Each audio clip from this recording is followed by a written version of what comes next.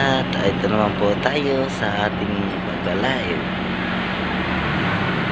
Yan po ay mag-resaging lang po tayo ng static ngayon mga lodi. Yan po. May bumagsak na. Yan pong may ano yan mga lodi ay 20,000 voltahe po yan.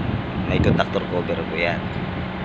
Yan po ay talagang hindi naman po puti ng basket natin, kaya kailangan gumamit naman tayo ng manpower para lang na maakyat yung static na yan.